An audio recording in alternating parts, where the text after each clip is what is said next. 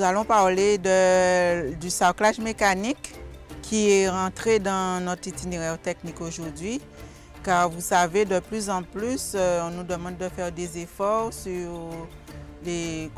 concernant l'utilisation des pesticides. Bien, nous nous trouvons sur une parcelle du Nord-Grande-Terre, la parcelle que vous voyez derrière moi. C'est une parcelle qui a été désherbée mécaniquement. Alors, compte tenu des difficultés liées à l'enherbement, avec la diminution des produits phytosanitaires, donc on a dû réfléchir à une technique alternative. Nous sommes sur une parcelle qui a été coupée en fin juin, donc c'est une parcelle qui a au moins 3 mois. Donc elle est vraiment trop grande pour qu'on puisse passer avec le chisel. Et là, on est intervenu avec le microtracteur et le tonneau-boyau. Le rêve, ce serait que les agriculteurs, voire les prestataires qui sont sur la place, arrivent à créer un matériel le plus adapté possible pour effectuer l'entretien, le sarclage des parcelles de canne, tant au niveau des cannes plantées qu'au niveau des cannes rejetons. Nous avons donc planté la canne avec un espacement de 1,80 m, suffisamment large, pour qu'ensuite nous puissions utiliser des micro-tracteurs équipés de micro-outils de façon à opérer un sarclage mécanique de l'herbe.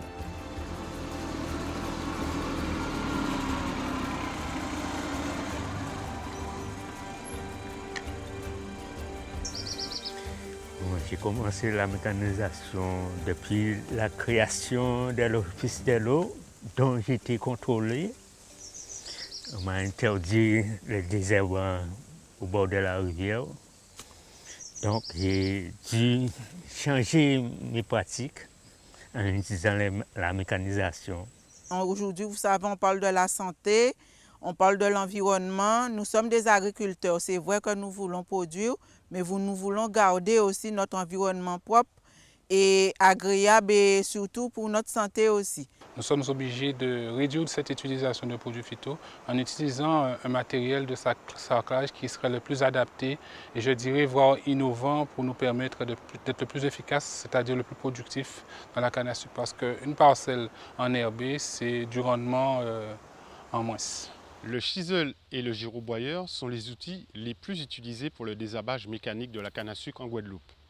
Cependant, compte tenu de la suppression des herbicides et du plan Ecophyto, le CTCS et ses partenaires ont cherché à proposer des outils innovants. Ces outils permettent soit de griffer l'interrang ou de griffer l'interrang et de traiter la ligne. Voyons plutôt.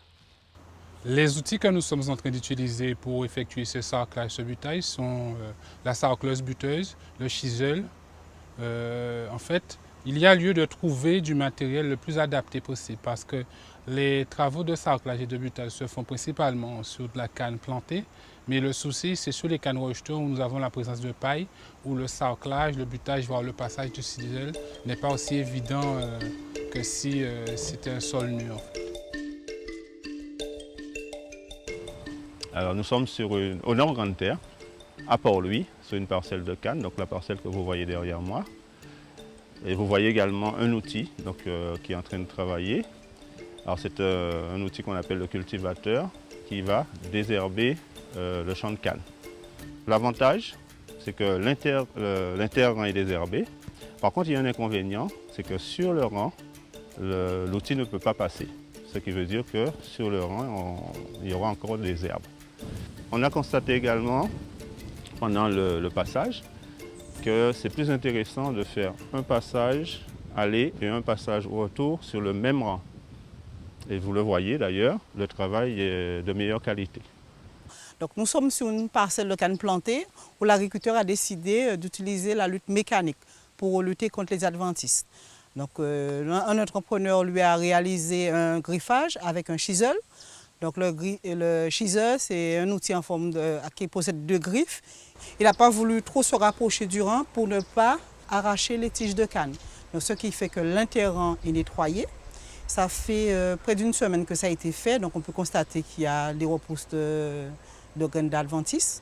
Et que le rang, pour tout ce qui est au niveau du rang, l'agriculteur doit procéder à l'entretien manuel du rang. Et ce sont des travaux qu'il faut réaliser très tôt dès que l'herbe apparaît. Parce que quand la canne est déjà envahie par de grandes herbes, ça peut casser les cannes au moment de faire les travaux parce que le matériel n'est pas adapté pour pouvoir travailler sur de grandes cannes. Certains en sont équipés, très peu, et les autres, ils ont des tracteurs classiques qui permettent de travailler dans les champs de canne à un certain stade de la plante. Donc ce travail doit être fait, le griffage doit être fait sur un sol ressuyé, c'est-à-dire qu'il faut que le sol soit sec, vous voyez, pas trop humide. Le travail mécanique du sol peut se faire. Vous voyez au niveau du rang, donc, il y a le griffage de l'intérieur qui a été fait. Et là, l'agriculteur n'a plus qu'à nettoyer le rang, notamment ces lianes-là, que s'il laisse, ça va monter sur la canne et ça va empêcher la croissance de la canne. En ce qui concerne donc le désherbage mécanique de manière plus précise, en fait, nous avons utilisé des micro-tracteurs de 1 mètre de large, équipés de rotavators verticaux, et donc de façon à faire un travail du sol très léger et enlever juste l'herbe superficiellement.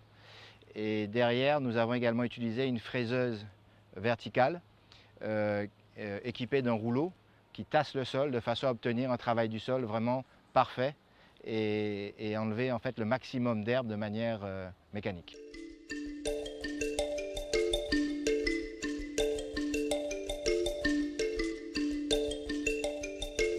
Nous sommes sur une parcelle qui a été coupée en fin juin, donc c'est une parcelle qui a au moins 3 mois. Donc elle est vraiment trop grande pour qu'on puisse passer avec le chisel. Et là, on est intervenu avec le micro-tracteur et le tonneau-boyau. Ça permet de broyer l'herbe qui se trouve dans l'intérieur. Après, l'agriculteur doit nettoyer le rang. Mais l'inconvénient quand on a ce type d'herbe, ce type de graminées, donc le tonneau-boyau, comme il ne fait que couper l'herbe, donc elle va repartir. Donc ce que l'agriculteur fait aussi, en même temps, il profite pour enlever l'herbe qui se trouve dans le rang. Mais la canne peut croître sans problème. Là, ce rang-là, le tonneau-boyau a déjà été passé et l'agriculteur a pu nettoyer le rang. Donc vous voyez le résultat.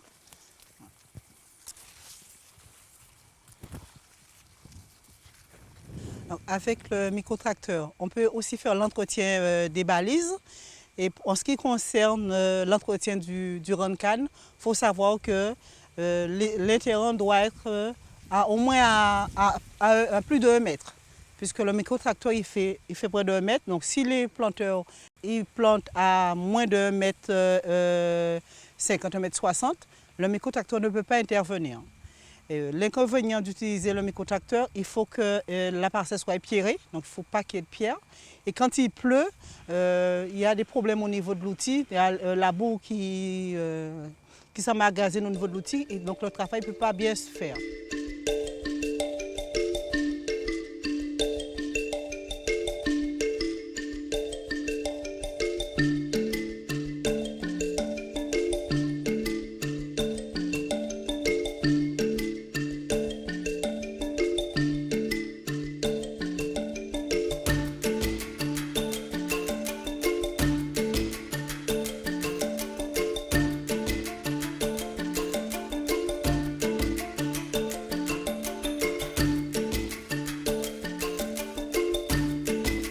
Comme vous l'avez vu, les innovations proposées dans le cadre du désherbage mécanique de la canne à sucre sont en bonne voie. Cependant, il sera nécessaire d'adapter les itinéraires techniques.